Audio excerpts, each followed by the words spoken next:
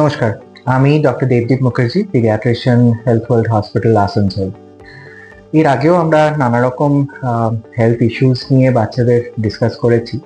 তো রিসেন্টলি আমাদের দুটি বাচ্চা অ্যাডমিট হয় ডায়াবেটিস নিয়ে। সো ডায়াবেটিস কথাটা শুনলেই মনে হয় এটা বয়স্ক মানুষের রোগ, এটা বাচ্চাদের কি করে হতে পারে। সো সেখান থেকেই আমাদের মনে হলো যে এই মেসেজটা সমাজের কাছে যাওয়াটা দরকার এবং আমাদের সচেতন হওয়াটা দরকার যে বাচ্চাদেরও ডায়াবেটিস হয়, যেটাকে টাইপ 1 ডায়াবেটিস বলা হয়, যেটা কমপ্লিটলি ডিফারেন্ট বড়দের ডায়াবেটিসের সাথে। এর প্রেজেন্টেশন বা কিভাবে রোগটা শুরু হয় সেটা ডিফারেন্ট, তার সাথে ট্রিটমেন্টটাও একদমই অন্যরকম। বাচ্চাদের যে কোনো সময়ই ডায়াবেটিস হতে পারে, নিউবর্ন পিরিয়ডেও হয়, that's very rare, but usually প্রথম 10 বছরের মধ্যে বা সেকেন্ড ডেকেড শুরু হওয়ার সময় দিয়ে হওয়ার পসিবিলিটিগুলো বেশি থাকে। অনেক সময় একটা ফ্যামিলি হিস্ট্রি থাকে যে ফ্যামিলিতে আরও কোনো বাচ্চা আছে যার খুবই ছোট বয়সে ডায়াবেটিস হয়েছিল, আবার সবসময় যে হিস্ট্রি থাকবে তা কিন্তু নয়। আর বড়দের ডায়াবেটিস, যেটাকে টাইপ 2 ডায়াবেটিস বলা হয়, সেটা তো আপনারা জানেন একটু বয়সকালে গিয়ে হয়, সেখানে বাবার আছে, দাদুর ছিল, বা মায়ের আছে, দিদার আছে, সেই হিসাবে একটা জেনেটিক্স ওয়েতে ওটা চলতে থাকে ফ্যামিলিতে। বাচ্চাদের সমস্যাগুলো কি করে বুঝবেন? সমস্যাগুলো খুবই সাটল, অনেক সময় মিস হয়, এবং তার জন্য বাচ্চারা অনেক সময় এক ধরনের কমপ্লিকেশন হয়, যেটা নিয়ে আমরা একটু পরে আলোচনা করব। সেই কমপ্লিকেশন নিয়ে আমাদের কাছে হসপিটালে আসে, এবং ঠিক সেই জিনিসটাই হয়েছে আমাদের লাস্ট 1 মান্থে বেশ কয়েকটি বাচ্চাকে নিয়ে। ইউজুয়ালি বাচ্চাদের যেটা খুব সাটল সাইন্স দেখা যায় যে হঠাৎ করে খুব বেশি ইউরিন করছে, পেচ্ছাপ করার ফ্রিকোয়েন্সিটা বেড়ে গেছে, জল তেষ্টা পাচ্ছে অনেক বেশি, অনেক সময় খিদেটা বেড়ে গেছে, অনেক সময় ওয়েট লস দেখা যাচ্ছে, এবং ইউজুয়ালি একটা 2-3 মাস সময় ধরে এই সিমটমস গুলো আসতে থাকে। খুব উইকনেস হচ্ছে এইসব সমস্যাগুলোর সাথে সাথে। তো সেখানেই একটা সন্দেহ হওয়া উচিত যে বাচ্চাদের কোনো শারীরিক সমস্যা চলছে কিনা। যেখানেই ডাউট হবে অবভিয়াসলি আপনাদের পিডিয়াট্রিশিয়ানের কাছে যাবেন, এই সমস্যাগুলো ডিসকাস করবেন। খুব ইজিলি যেটা দেখা যায় যে ইউরিনে বা পেচ্ছাপের মধ্যে সুগার আসছে কিনা, তো সেই টেস্টটা খুব একটা ডিফিকাল্ট টেস্ট নয়, খুব ইজিলি অ্যাভেলেবল, যে কোনো স্ট্যান্ডার্ড ল্যাবে করা যেতে পারে। এবার যদি দেখা যায় যে না ইউরিনে সুগার আসছে, তাহলে সেরকম হলে ব্লাড সুগার টেস্ট করে দেখা, করে সমস্যাগুলো যদি দেখা যাচ্ছে যে ব্লাড সুগার খুবই বেশি রেঞ্জের বাইরে, তখন আরো কিছু টেস্ট করতে হয়, করে প্রসিড করতে হয়। এটা হচ্ছে নর্মাল ক্ষেত্রে, যদি সেরকম কোনো কমপ্লিকেশনস বাচ্চার হলো না সেই ক্ষেত্রে।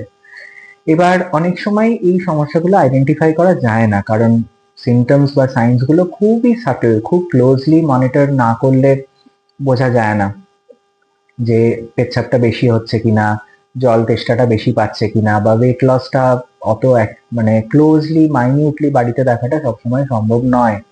তো সেখানে যে ক্ষেত্রেই এরকম সুগার বেরোতে থাকে, এই রোগগুলোতে শরীর ইনসুলিন অতটা তৈরি করে না, আর আমরা জানি যে ইনসুলিন আমাদের সুগারকে কন্ট্রোল করে, তো বডির একটা নর্মাল সাপ্লাই অফ ইনসুলিন থাকে।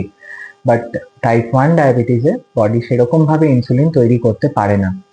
তো সেখানেই সেই সুগারটা যখন বেশি হয়ে যায় ব্লাডে, তো সেটা ইউরিনেও আসতে থাকে, এবং নানা রকম বায়োকেমিক্যাল রিয়াকশনস বডিতে হয়, যার ফলে আরো অনেক জিনিসপত্র, যেগুলো ইমপিউরিটিস মানে বা আমরা কিটোনস বলতে পারি মেডিকেল ভাষায়, সেই জিনিসগুলো বডিতে এক্সট্রা মাত্রায় প্রোডাকশন হতে থাকে, এবং ব্লাডে অ্যাসিড লেভেলসও বাড়তে থাকে।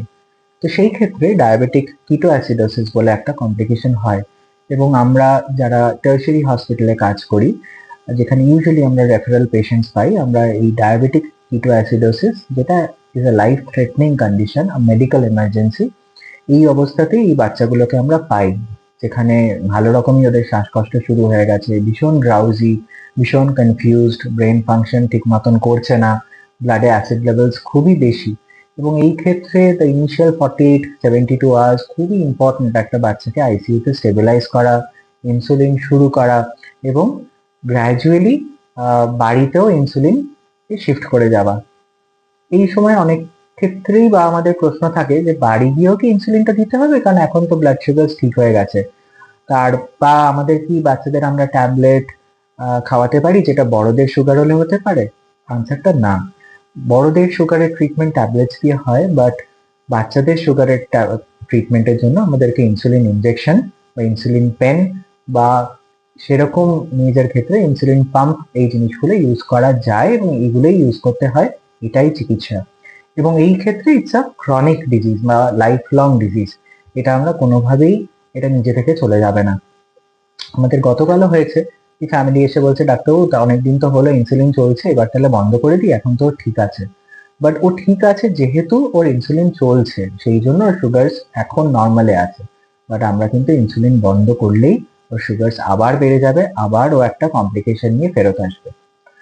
তার সাথে আরেকটা কি সমস্যা হয়, এই বাচ্চাগুলো ইউজুয়ালি 8-10 বছরে ফার্স্ট প্রেজেন্টেশন হয়। যখনই ওরা অ্যাডোলেসেন্ট বা টিনেজার এজ গ্রুপে চলে আসে, তখন একটা পিয়ার প্রেশার হয়। স্কুলে বন্ধুরা বলে, বাবা তুই ইনসুলিন নিচ্ছিস, এটা তো ভালো জিনিস নয়। অনেক সময় তখন ওরা ওই ফেজে ওষুধ স্কিপ করা শুরু করে এবং তখনও একটা কমপ্লিকেশন হওয়ার পসিবিলিটি থাকে। তো যেই বড় হলো ওদের হাতে অবশ্যই ছেড়ে দেবেন। ওরা তখন নিজেদের সমস্যা বুঝে ইনসুলিনটা নিতে পারবে, বাট তাও মনিটরিংটা কিন্তু করতে ভুলবেন না। তার সাথে অনেক সময় সাইকোলজিক্যাল ইস্যুস হয় একটা টিনেজ বাচ্চার, এরকম একটা লাইফ লং ডিজিজ নিয়ে, তো ওদেরকে অ্যাডিকুয়েটলি ফ্যামিলি সাপোর্ট বা দরকার লাগলে কাউন্সিলিং করাটাও প্রয়োজন, যাতে ওরা নিজেদের শরীর স্বাস্থ্য ঠিক রাখতে পারে এবং ঠিকভাবে ওষুধ কন্টিনিউ করতে পারে। সো আজকের মেসেজ টাইপ 1 ডায়াবেটিস নেই। তার নানা রকম কারণ আছে এই বয়সে বাচ্চাদের হওয়ার জন্য, তার জন্য আরো কিছু টেস্ট পরীক্ষা নিরীক্ষা করে দেখাটা প্রয়োজন। সেগুলো না হয় আমরা আরেকদিন আলোচনা করব। আপাতত এই রোগটা সম্বন্ধে একটু সচেতন হওয়া দরকার। It's not very common, but একদম আনকমন হয় না, দেখি না সেটাও নয়। বাট আজকালকার যুগে আমাদের একটু সচেতন থাকাটা দরকার, এবং সোশ্যাল মিডিয়ার দ্বারা যেরকম যদি আমরা এই মেসেজগুলো পাচ্ছি, এগুলো আমাদের নলেজ বেসটা আরো বাড়ায় নানা রকম রোগ সম্বন্ধে। সুস্থ থাকবেন, ভালো থাকবেন। Thank you. Have a happy winter season. নমস্কার।